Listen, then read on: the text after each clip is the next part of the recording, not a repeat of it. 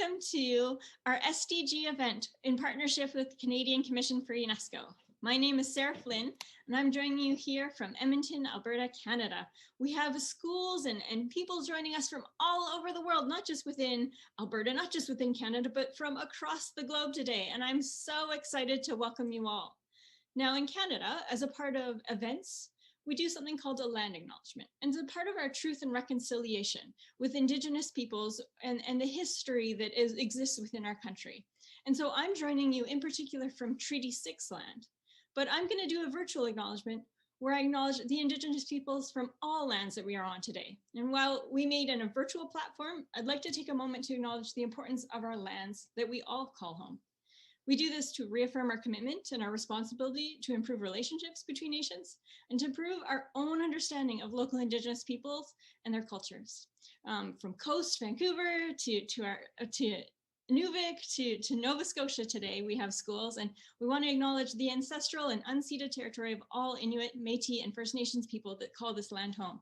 And I think a conversation about the SDGs is just so great when we're having that land acknowledgement. It really allows us to understand the complexities of reconciliation, that it's not just about acknowledging a history, it's about understanding how that intersects with poverty, how that intersects with water, how that intersects with education. So I think it's a great way to frame our conversation. Now, I want to also invite our partners here with a Canadian Commission for UNESCO. Now, CC UNESCO helps Canadians share knowledge locally and globally in order to create a better societies and build peace in the minds of all people. To do so, the Commission facilitates cooperation in the fields of education, science, culture, communication, and information to address some of the most complex challenges facing the world today. So our friend Isabel has joined us from CC UNESCO, and I'd like to turn it over to you to introduce yourselves and our speaker for today. Great, thank you so much, Sarah. It's a pleasure to be here and connect with all of you from coast to coast across Canada and globally also. Big hello to some of our UNESCO schools around the world and other partnering schools. Today we are talking about Agenda 2030 and the Sustainable Development Goals. So while they were launched in 2015, we noticed in Canada that some teachers were really keen about including it in their curriculum, and others were still not sure how to go about or how much knowledge they had about it.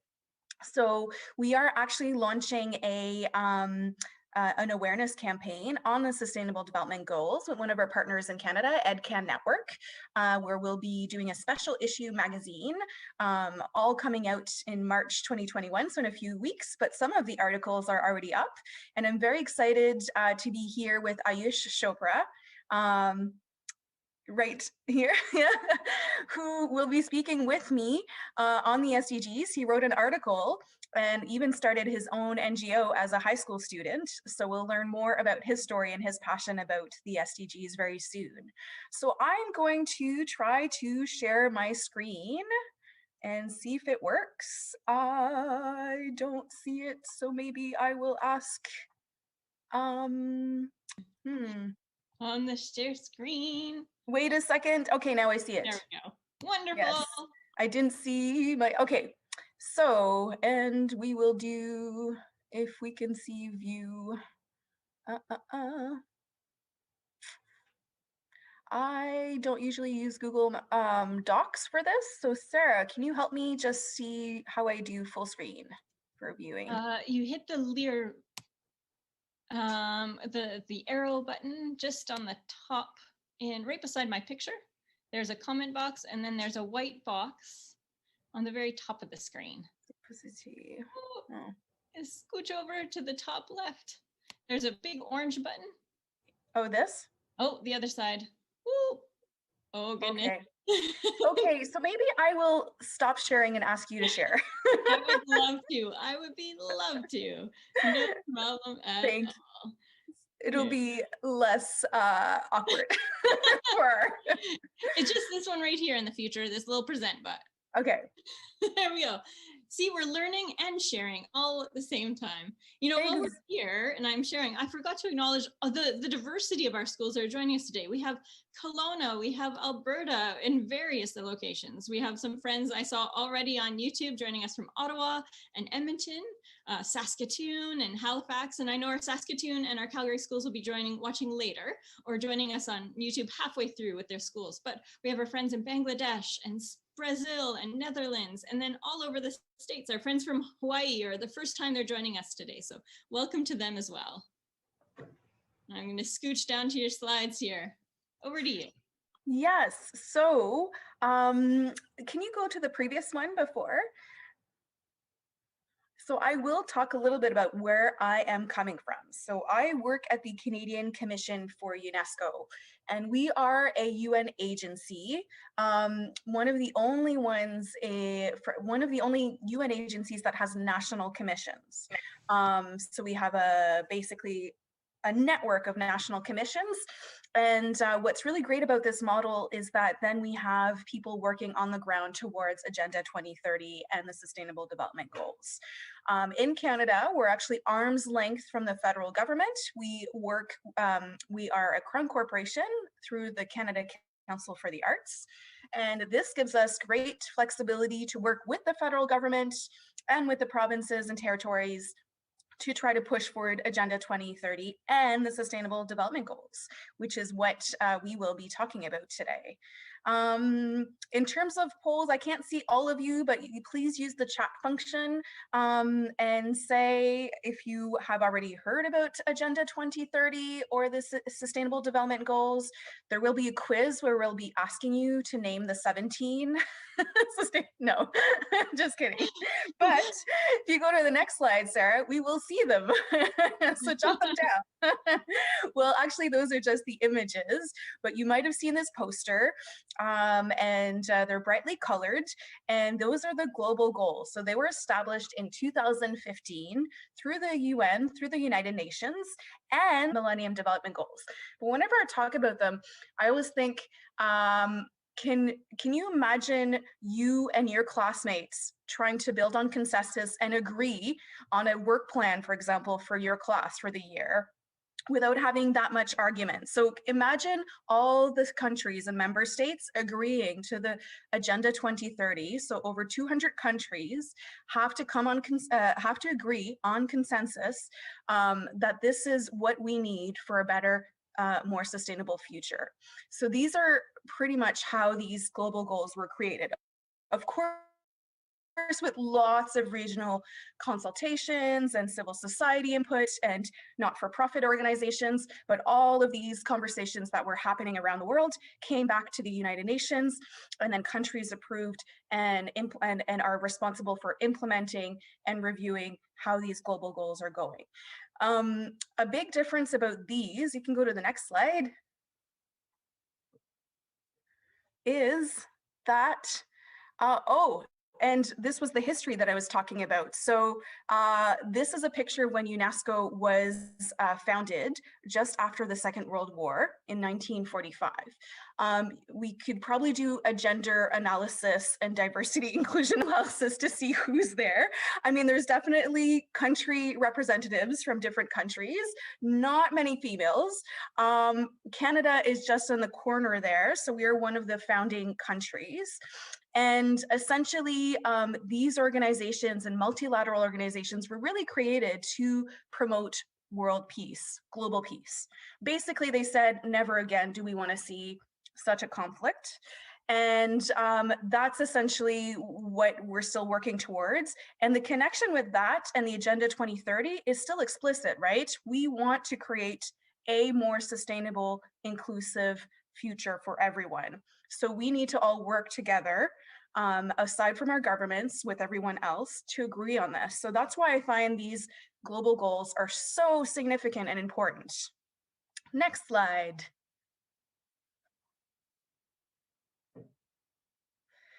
So really the global goals, as I said, are really global. I think if you keep switching, there's a few others, inclusive and interconnected.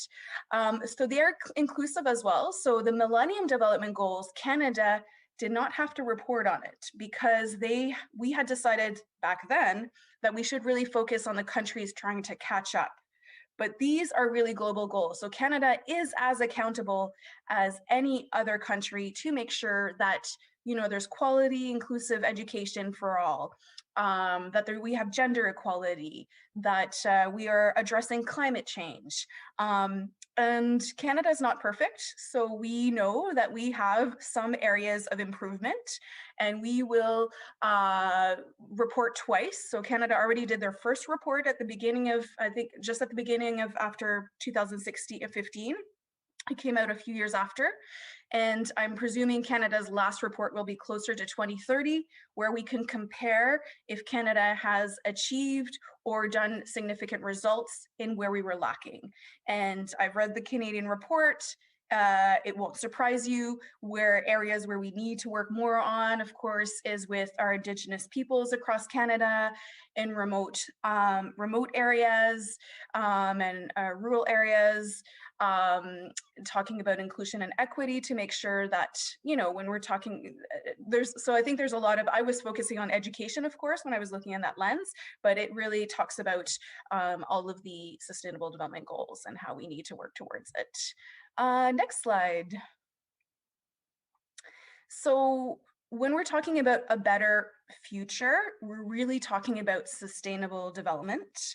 And I'm sure you've hopefully already discussed this in your class, but this is a great definition where we're talking about meeting the needs of our current you know, society without compromising the abilities of the future generations.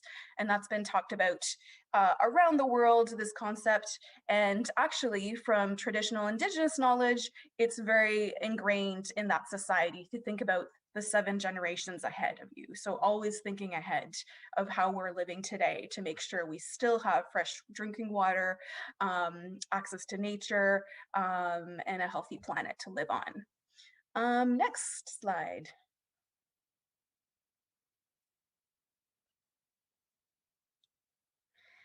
So this is a question for you. Where are the global goals in your classroom? Again, please use the chat. I'd love to see how the Sustainable Development Goal SDG 4 is actually quality inclusive education for all. So next slide. Basically, we're trying to see how this is connected to all of the other ones. So we know that every student should have access, but how does education factor into the other goals? And the point is that they're very interconnected. So you'll see that no poverty, having, you know, addressing poverty issues is also addressing kids being able to physically go to school, making sure that wherever you are in the gender spectrum, that you can also sit in a classroom or online learning to keep learning. That there's decent work and economic growth in your area, but also taking consideration SDG 13, which is on climate change. So they're all kind of connected. Next slide. Oh, and yes, and life under the water and land. So those are all connected. Those are the 17 development goals. You might, you can actually download a poster if you ever want to have one in your, at home in your bedroom or in school. They're easily accessible on the United Nations SDG website. Next slide. So my question to you is, what can you do to make the global goals a reality? And I'm going to interview Ayush Chopra, who's here with us, to learn more about what he's done. So we'll just go straight to that. These are some recommendations for you to already think about, is really asking tough questions, spreading the word after today, and also just being good global citizens. So I think events like this, where we get to connect across Canada, but globally as well, is really important to learn from each other. So I'll stop chatting now and stop sharing my screen. And we will be using the chat function, and Sarah will also be following on YouTube. So if you have any comments and whatnot, please keep them coming, because right now I'm going to be interviewing and having a conversation with Ayush to learn more about his work as a high school student on the SDGs. And I hope that that inspires you, and then that you can share some of the examples that you've done in your classroom about how you're integrating Agenda 2030. Because essentially, we need everyone's participation. The message is clear that we are not going to meet the goals if we continue at this rate. All the latest UN reports indicate that we are in the last decade, which is called kind of the decade of action, from 2020 to 2030, and we need governments, but also civil society, not-for-profits, classroom teachers, educators. We need everyone on board to try to see if we can make that happen. So I'm excited to learn more about you, Ayush. I'm wondering if you can just tell us a bit about yourself to start off with. Okay, great. First of all, hello everyone. Thank you so much for having me, and thank you so much for interviewing me or just talking to me. A little bit about myself is my name's Ayush Chopra. I am 18 years old, studying at Rick Hansen School in Ontario, and I see myself as an ordinary boy with an extraordinary desire to work for the promotion of the United Nations 17 Sustainable Development Goals, also known as SDGs or Global Goals, and for the protection of human rights also. I have authored a book called Shaping a Fairer World with SDGs and Human Rights. And I also have a podcast on the same theme in which I try to bridge the gap between parents, educators, and students. For example, I have guests on my podcast that are from 10 years old, talking about how they're making this world a better place, to teachers and to parents who and how they're helping their kids or in their classrooms in order to achieve the Agenda 2030. Um, and I know you started your own NGO, but folks here might not. So can you tell us a little bit about that story, about SDGs for children? What was the inspiration for that, and a little bit about what it does? Oh, okay, great. First time I got aware of United Nations Sustainable Development Goals was when I was around 13 years of age, and I was studying in grade 9. I participated in the school exhibition at my school in India. At that time, I used to live in India, and in the year 2016, inspired by the exhibition's message to spread the word about sustainable development goals, I created short YouTube videos on each of the 17 goals of sustainable development and addressing various issues like girl child education, bullying through the platform of social media. And because before I even got aware of SDGs, I was already making YouTube videos on social issues like this. So once I got to know about them, I was really able to link. Start your own organization at 16. And I love the way that you just started really small and simple, right? With like videos and trying to get Yeah. engaged and get the word out about public awareness. Can you talk about some of your latest projects and initiatives? I think you just launched a project recently, right? Yeah, I didn't launch that project, but I am the youth ambassador of the student ambassador for that project. So one of the biggest and most impactful event of 2019, the Goals Project, uh, was was it designed to be a guided 4-week global experience, and the journey began with one single step in September 2019 by joining the Goals Project. More than 70 countries and more than 1,500 classrooms worked on 17 global goals, and together they were able to make the difference. But a lot much happened later, including the global pandemic itself. But the zeal of the students and our zeal and our efforts to work towards the Agenda 2030 became stronger. The Goals Project returned this year in a much bigger cohort with 34 global educators and nearly around 3,000 global classrooms participating together. Over the duration of the this year's Goals Project weeks, classrooms have joined a team of global classrooms and are each assigned one of the sustainable development goal. Students and classrooms have been led by the team facilitator each week, and each week they got the feedback and support of the projects that they were doing. The exercises they were doing was structured to direct classrooms to collaborate with other global classrooms and to recommend a solution focused on one given global target, with also links to environmental stewardship theme this year.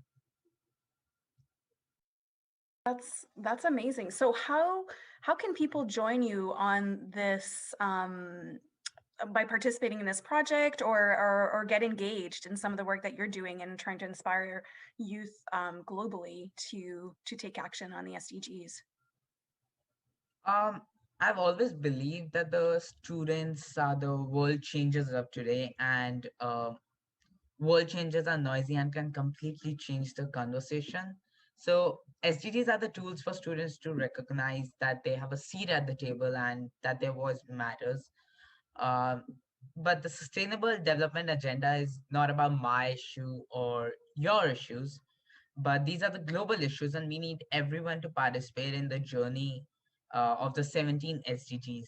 The 2030 Plan for Sustainable Development is basically a chance to make a resilient society by leaving no one behind. We need to create a specific and trained task force of educators, students, and parents to work towards incorporating SDGs not only in policies and government documents across all education institutes, businesses, but also supporting its implementation at ground roots. And they can do that by just starting at their own basic personal level, by just doing it at home or in the classroom, and then further keep on increasing their steps one by one. And sorry, I just had basically someone asking for the link for your book. So I just put it in the chat as well, but I think I need to ask you another question about that. Because I think that's also quite impressive to be a young author. So can you tell us a little bit about that process of writing a book and how you went about for being inspired and the work through that? Yeah. Well, it's a long way for writing a book. Like I think so it took me around like more than 2 years or so to write the book. So what I've tried to do with my organization, NGO SDGs for Children since the beginning, is to spread the awareness about SDGs because me and my organization believes that unless we know them, we can't achieve them. So what I've tried to do is explain every single sustainable development goal in an easier language for everyone, for kids to adults, for everyone, so that they can understand it easily. And especially for kids, because like the name children is there is in my organization. So for especially the kids, I one page after every sustainable development goal is based for activity alongside it. For example, if you're doing life on land, the activity alongside you'll find is like calculating your own carbon footprint, and the whole process given, you just need to fill out the table and you'll see your carbon footprint. Just like that, recycle reusable stuff in your daily life. So every goal has an activity linked alongside it so that they can practice it and then maybe learn a way to implement it in their personal life also. There's also human rights in that book explaining about why they are important. And the most fun part about what I've seen from the audience of the book is the success stories that have incorporated of some educators and my motivators is that they have shared their own success stories, how they are able to make this world a better place for people to live in, and what methods they are taking. So I see a few questions in the chat. So all the questions don't have to come from me. It's actually great if some of them come from you. So Yeah. I can read them out, but actually, if you're actually here on the Zoom and not on YouTube, you can actually unmute yourself and ask live, which would be better than me.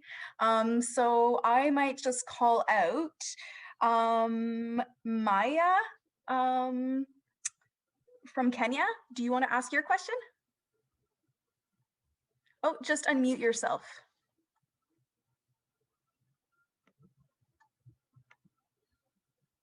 Maya, it looks like your sound isn't working.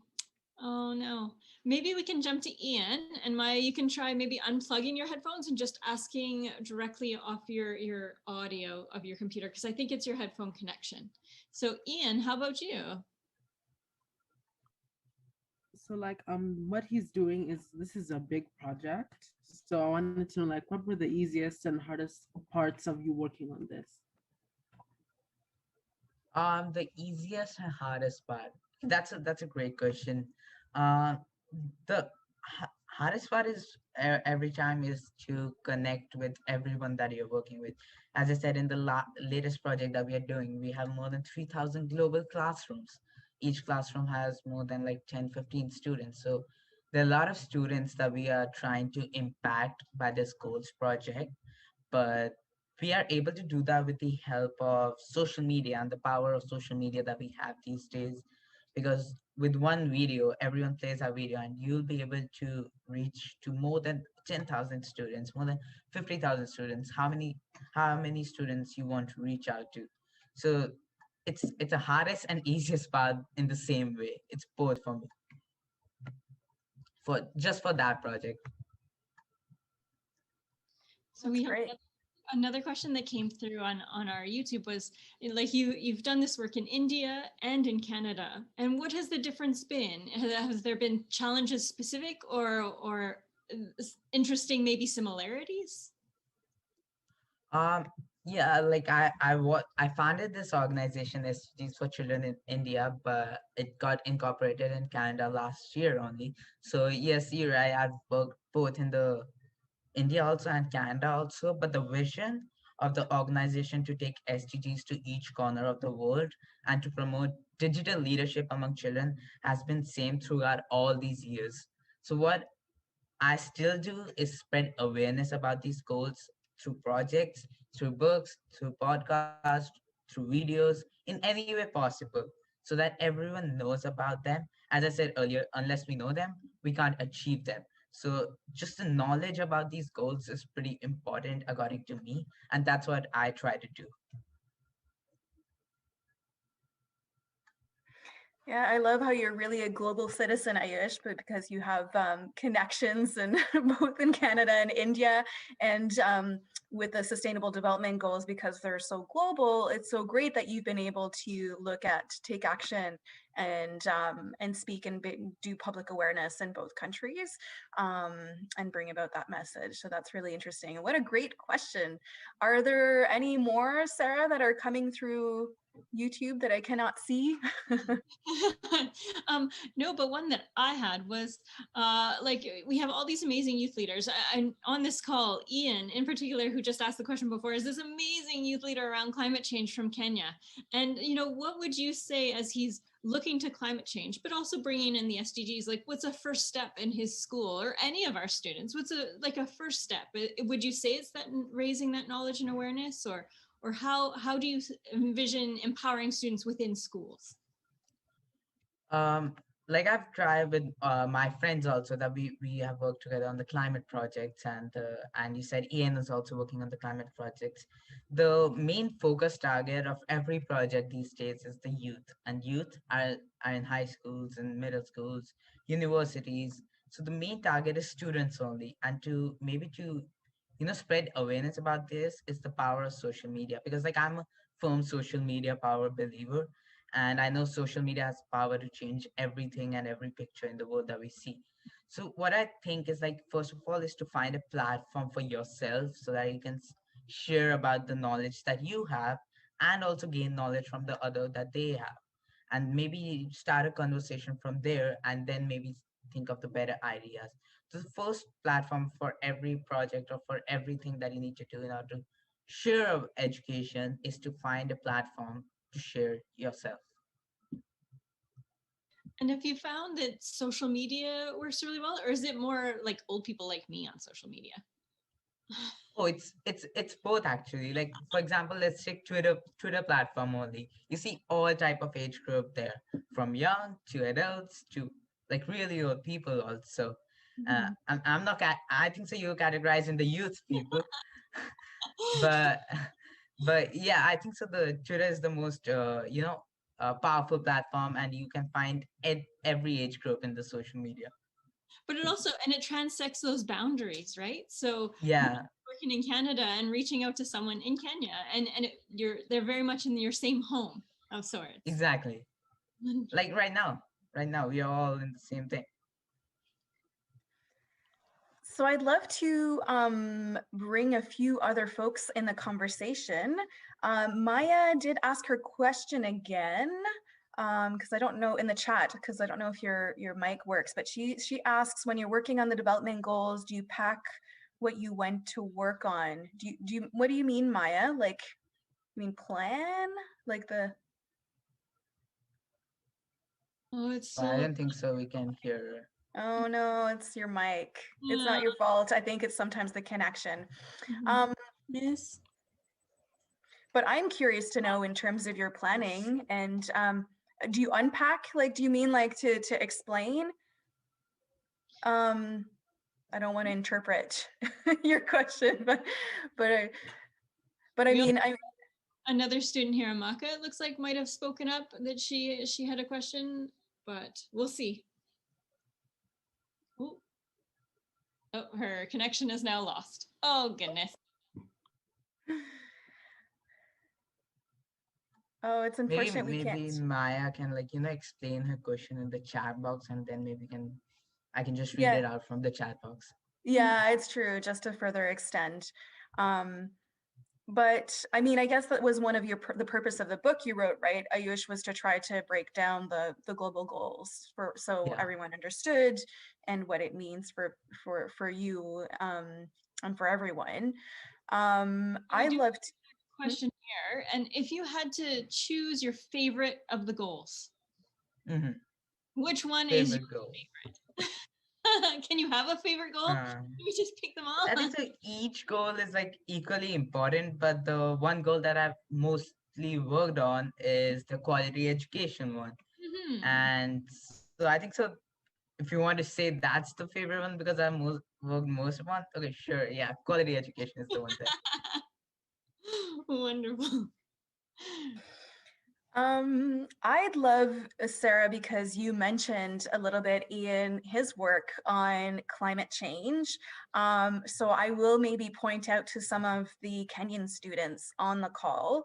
I'd love to also know, how are you taking action on the Sustainable Development Goals in your community, in your classroom or school or community, and if there's anyone. So I don't know if anyone wants to raise their hand, or Ian, if you want to come back. I see Amika or Sam that I see there. Maya, I would put you on the spot, but I know your mic doesn't work, so. We also have our friends from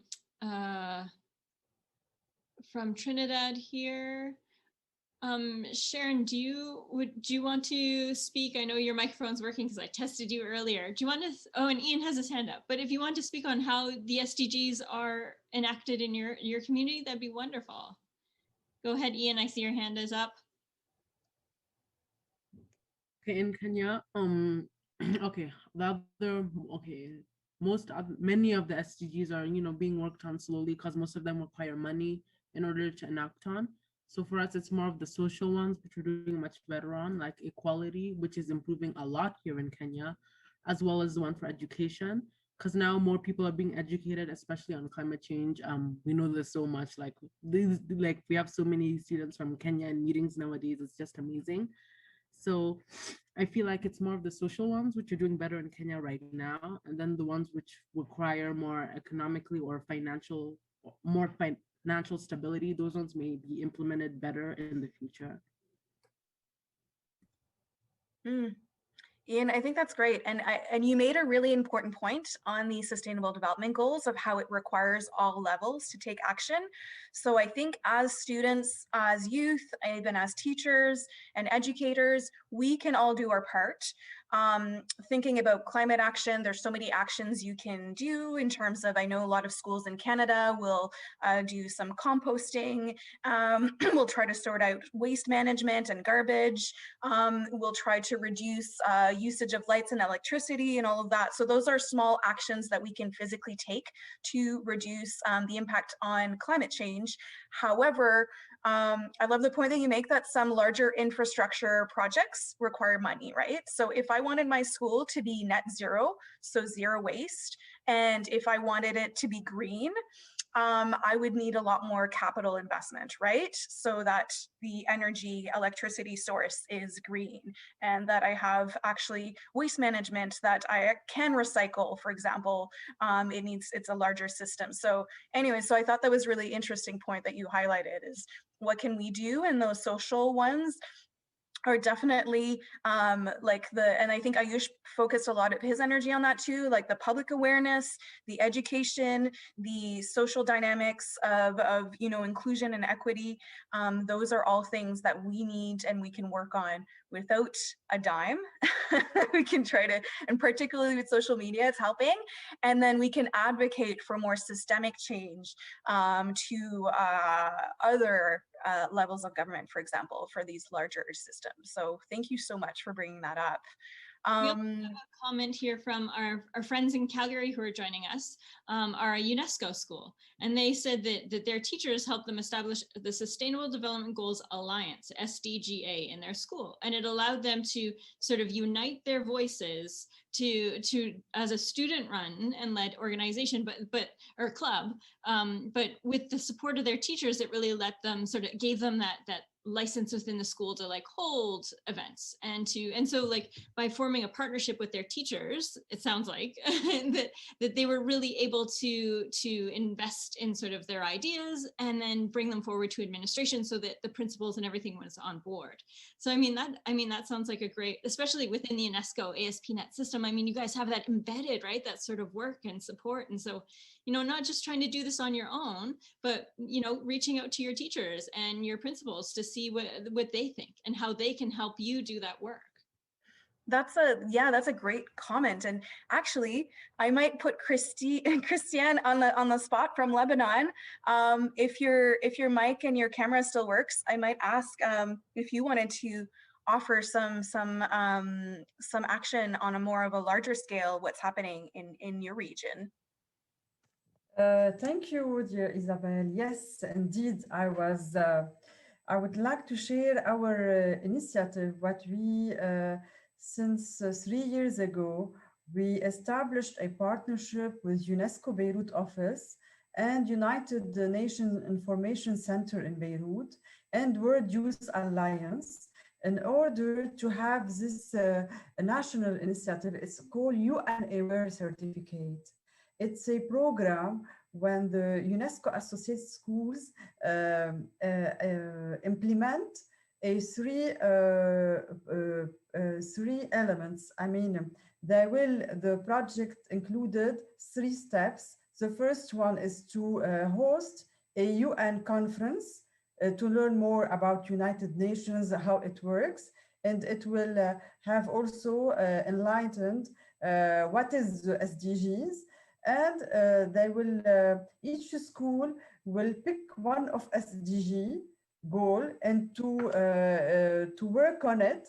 And on field, they will try to serve, for instance, if they chose the goal 1, end poverty, they will choose a NGO working for the poor, and they will go and partner with them and make activities in favor of this NGOs, in favor of poor of this region.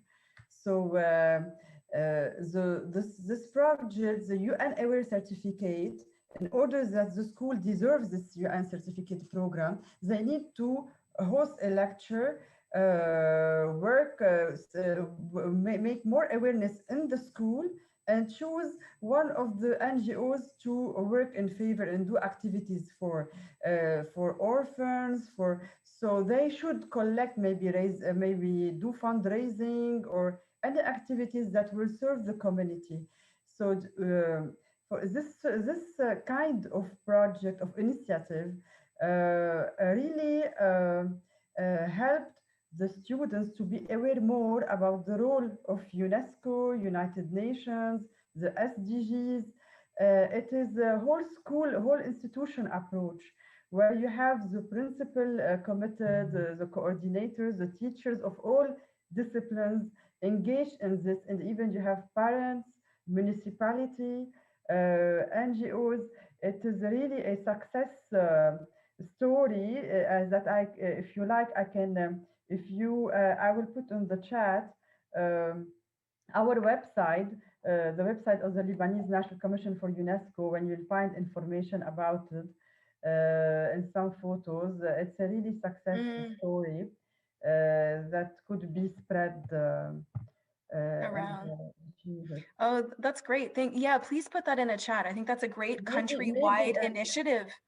yes, you gave me an idea to organize with you and with the participants, with Ayush as a leader to follow with you for youth, in order maybe to have a common and with Sarah NGOs a common webinar when we share good practices from Canada, Lebanon, or other countries. We can think about it because our Yeah.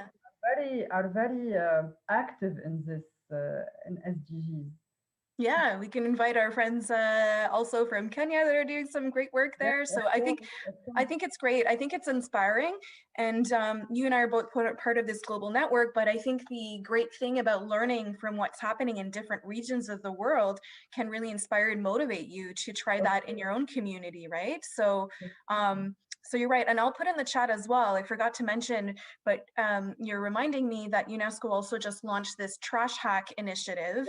yes. So that's also for schools. It's very action oriented and it's more around waste management. But when they did a survey globally about what youth wanted to do in climate change, that kept coming up. So they decided to, and again, they're trying to use social media and whatnot. So it's again, we can all play our part. And then how do we want to share that with others and inspire others and motivate each other and keep ourselves motivated, particularly during this time of pandemic where some of you might not be able to see as many people and friends as you would want to these days, depending on where you live and what the rules are. Maybe the only, if you allow me, the only positive thing about this pandemic is that it makes us connect more with all friends, colleagues abroad, and try to find opportunities how to share our good practices and to establish new partnerships. Yeah, you're right. And see here some connections. I am now going to pick on someone else in this Zoom call because I see Camille, who can wear the teacher hat. So I would love to hear from a teacher perspective how you try to motivate your class and your students to work on the SDGs and incorporate that. Oh, Isabel, here I thought I was just going to be able to listen and get all kinds of great ideas. Okay. I guess in brief, two things I try to do in my classroom. Whenever we're talking about current events, I ask them to find a connection to one of the SDGs if they can, and usually they can. They're getting better at it. And then another thing is that in some of my classes, it works where I can actually have them research the SDGs and come up with an action plan. This year it's a little tougher, of course, with COVID, but those are two things that we try to do in my classroom at least, and then it percolates a little bit through the school. That's great. So it's great to follow current events. And I love that idea of like incorporating that and then linking it to the Sustainable Development Goals. You could read any news story and find the themes of the SDGs in it, right? With that lens. And sometimes the news are very negative. So it's nice to be hopeful and try to see, well, what could we change in our society to address this issue? So really inspiring. I think Sarah says that there are some questions maybe from Toronto coming online. Yeah, we have some students joining us from Bishop Strachan in Toronto, and they were mentioning that one of the initiatives they're doing at their school in that sense of building community through this time of COVID and like what does it mean for global action or local action when you're stuck in your homes? And so they're having a virtual conference at their school actually tomorrow. And it's bringing together their grade 8 through 12 students. It's called You Belong. And so they're going to be through the UN SDGs frameworks. They'll be talking about, well, what does action look like even if you're stuck at home? And how do we form community virtually when we're used to seeing each other every day? And so I think it's sort of a networking / allyship / action conference that they're going to hold virtually for the whole school. It's going to be the whole day is dedicated to this conference. It sounds like an amazing event that they really sort of, how do we realign ourselves or rebuild ourselves in this time of COVID? So thank you, Toronto, for sharing that SDG action that you guys are undertaking. That seems super inspiring, and it's so relevant right now in this time of pandemic. Again, it depends where you live, but definitely I know Toronto still in the lockdown mode, and I'm based in Ottawa, but I've also been through that where there's been a lot of virtual online learning that's impacted students globally because of the pandemic. So just how can you still be a global citizen and really take action while not having that physical sense of community with your colleagues and your teachers? Such a great topic. I'm going to go back to Ayush because he was talking initially also about using social media as a tool. So I'd like to learn more about that because I use social media, but I have to say I haven't used it that much for my activism and my engagement. So I'd like to learn more about how do you find your community online to support you? How do you inspire others? How do you learn? Like, just walk me through, or just give me a little bit example about even how did you get those 3,000 global classrooms to work on the SDGs? Like, that's for me mind-boggling. Well, that's getting 3,000 global classroom was like a more than 2-year work, like before that, and last year goals project too. And from that, the word got out, and the classrooms got got to know about the goals project and the Teach SDGs platform, and through that we connected. So the main thing that how to use social media and how to find the community is to find the people that you connect with the most, because to find the people that you connect with, you can literally be yourself in the conversation, share your thoughts that are really appreciated by others too. So that, because sometimes what happened is like being a, like 2 years back I was 16 years old, so being a 16-year-old talking to like 40 or 30 years old, I usually got voiced down in their conversations. But when I started to find my mentors or the people that really listen to me, like Dr. Jennifer Williams, my principal, Ashok Kumar Pandey. So they really listened to my thoughts and made me speak on the topic and share my own plans with them. So first of all, finding the people that hear you and talk to you is the most important thing about social media. And never stop sharing your work. Always share your work on social media, on a different platform, so that people can know what you're doing and they can see what impact it's making and maybe get motivated through that. That's such a great point that you just made, is it's hard to do this work alone. So I love the fact that you were able to mobilize once you found mentors and supporters and get the word out, and also to take time that to build social movements like 3,000 classroom takes time. So I know sometimes we want I think there are some immediate actions we can do fast, but it's great that you highlighted that it actually took 2 years, right, to build the momentum and to get the connection. And I mean, I'd echo that as well. The work, that Sarah does with the Center for Global Education, they've built the connection, right, with classrooms globally. So it's easier for them to start global projects once you have the relationships. And Exactly. yeah, but I'm still so fascinated about how people build relationships online. How did you even meet Jennifer Williams? So I had a chance to connect with her. If you don't know, she's one of the founders of the hashtag, like the Teach SDG movement. And she's based in Florida. So I had a chance to chat with her, and she is really inspiring. But yeah, how did you get a chance to even like meet her when I'm presuming you didn't cross the border? So Yeah. So, as you said, Teach SDGs has been like 2 years, 3 years now. I don't remember the exact years, but every year Teach SDGs have their ambassadors that like, every year they have like 10, 15 ambassadors that fill out the application and maybe get selected as a Teach SDG movement ambassador.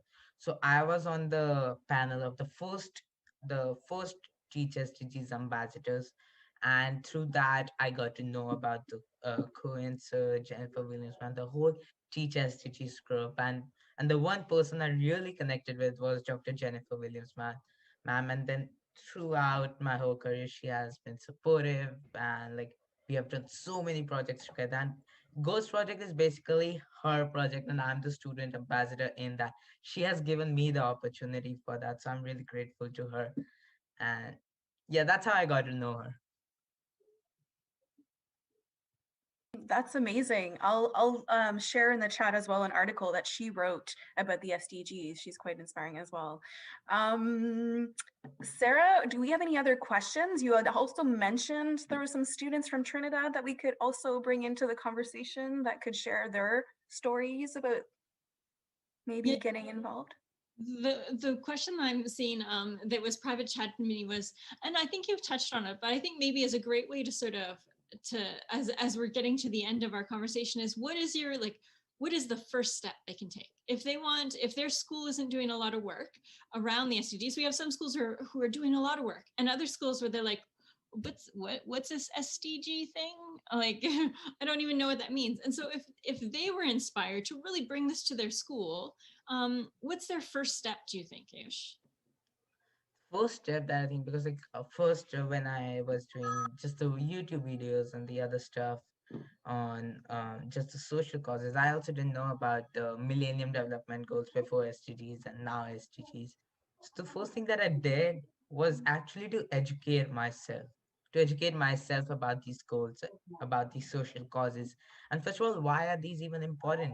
Why do we need to even achieve these? What's so important about 2030, and why quality education, no poverty, life on land, partnership is important? So first step in doing anything, not even these global goals, is to educate yourself on the topic. Great advice, of course. Can I make a contribution, Sarah? Please do. Our friends from Trinidad. Hello, Wendy. All right, hello. We have been fortunate in Trinidad in the sense that I am also a part of the United Nations Association of Trinidad and Tobago. And as a result, we partner. So the UNAT group partners with UNESCO as well. So 2 years ago, we had a great SDG fair where we invited all the UNESCO schools from North Trinidad.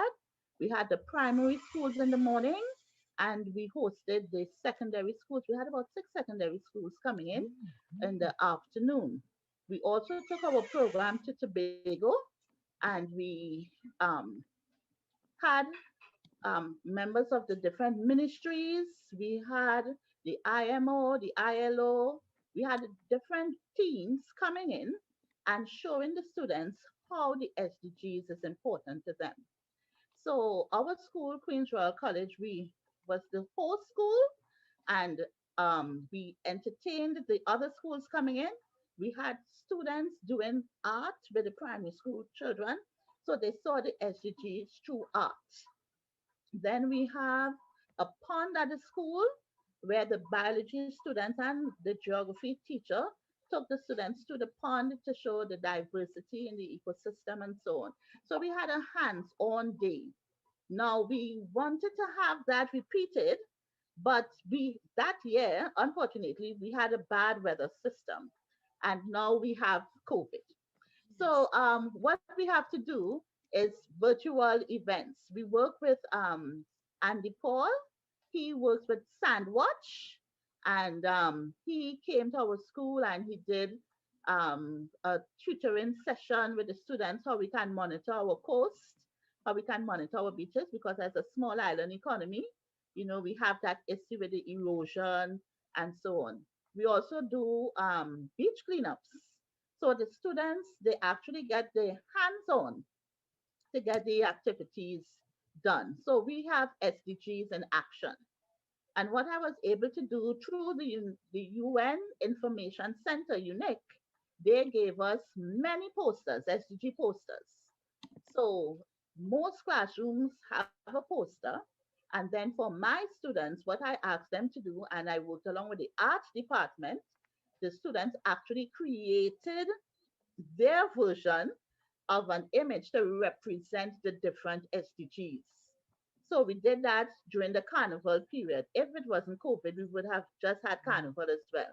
So the children made masks, and the mask represented the different SDGs. So we try our best to make it hands-on for them. And then for the older ones, it's actually a part of their syllabus. So the students who are 18 to 20, those are in our sixth form, they are actually examined on the SDGs, and we are actually doing the sustainable development goals at the moment. So they have just started. I think last week was our first class where it's a part of the actual curriculum. But in terms of UNESCO, we will use the activities as I go from class to class. That is so inspiring. I loved how you adapted during COVID, and I love, I mean, the beach cleanup and the actions and the public, like the awareness. There's so much in what you said. So thank you so much, because that's so inspiring. I think we're going to be wrapping up soon, right, Sarah? In a few minutes. Probably time for one last question or comment. And I want to summarize. I've been taking notes, and I want to summarize the top 3 action things that I've heard. So I can do that at the end, but are there any other last comments? Or I also give it just to Ayush if there's any words of inspiration too that you want to say before we leave. Well, I would like to, end with one famous Margaret quote that I read, was to never doubt that a small group of thoughtful, committed citizens can change the world. Indeed, it is the only thing that ever has changed anything. Thank you so much. And Ayush, like when I was hearing, so these are my top 3 summaries. 1, get informed and build awareness. So I heard that from Ayush. I heard that also from Trinidad, from all the examples. We first need to know what the SDGs are, get informed about them, and then build awareness around it. Number 2, find your allies. Find other folks that can work and support you in this work. We've heard about finding mentors, teachers, educators, even other organizations that are doing this work. They can come into your school, present, so that you're not doing this work alone. And then number 3, take action. So we've heard so many great examples about how you can locally take action. I love the example of the beach cleanup. I miss the ocean. I'm by a river right now, or a canal. So I think that's such a great way to demonstrate that we can all take local action in our community, and then it impacts globally. So I am so inspired by all of you. I was so happy that we were not alone today. We didn't know because of the pandemic how many people would show up, but we had such a great representation across Canada and globally. Thank you so much to take the time to participate in this conversation. I really learned a lot, so thank you. Thank you, Isabel. Thank you, Sarah? Sarah. Much for everyone for joining us today in this conference. My school had just gone on lockdown, so my internet is going to be cut off here. But thank you everyone for joining us. We enjoyed having you, the conversation from around the world and across the country. I look forward to engaging with all of you again. Please, we'll have an International Women's Day event coming up on March 8th, also in partnership with CC UNESCO. We would love to see you out and talking about that, talking about choose to challenge. What are our stereotypes? What are the messages we're hearing? And so we look forward to that. Please follow up with myself or Isabel, and thank you again to everyone. Have a wonderful day. Bye. Thank you so much. Bye-bye. Bye-bye. Thank you. Bye-bye. Bye, Christiane, I'll follow up with you after. Yes. Bye-bye. Bye. Friends. Bye-bye. Bye.